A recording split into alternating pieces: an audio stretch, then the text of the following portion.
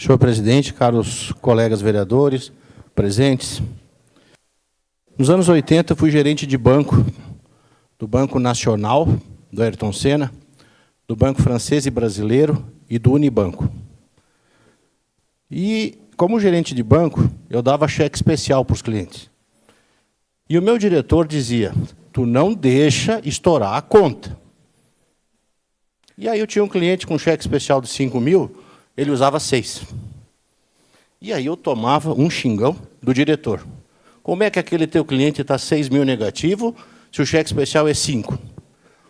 Aí eu chamava o cliente e dizia assim, tu é especial. Especial, né? Vou te dar um limite de 10 mil. Na semana que vem, quanto estava o saldo? 11, negativo. Aí o diretor vinha para cima de mim e me detonava. Tu quer ir para a rua? Não, pelo amor de Deus. Então, como é que esse cliente estourou a conta? Chamava ele. Fulano, tu é especial. Toma um cheque especial de 15 mil. Na outra semana estava quanto negativo? 16. Calma. 16. E não parava. Não parava, não parava, não parava. E eu, de certa forma, ganhava comissão, performance, porque cada cliente endividado, a gente vendia um seguro, vendia um título de capitalização. E até chegar no limite de 30 mil, 40 mil.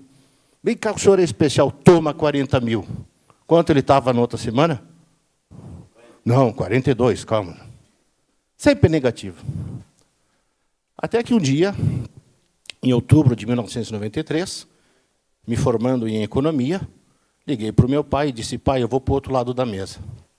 Eu vou ajudar as empresas a se organizar, porque eu não aguento mais ver gente, pessoa física ou jurídica, se afundando nas dívidas. Adivinhe qual foi meu primeiro cliente?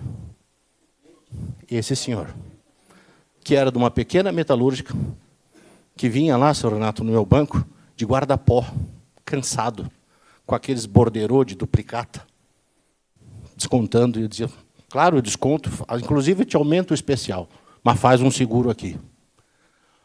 Quando eu cheguei lá para oferecer consultoria, ele queria quase me surrar. Eu disse, não, agora a gente vai ajeitar a casa. Hoje os filhos dele, ele é falecido, os filhos dele são meus amigos, porque eu ajudei a salvar essa empresa. Foi 3 milhões, né, vereador Bortola? O senhor falou?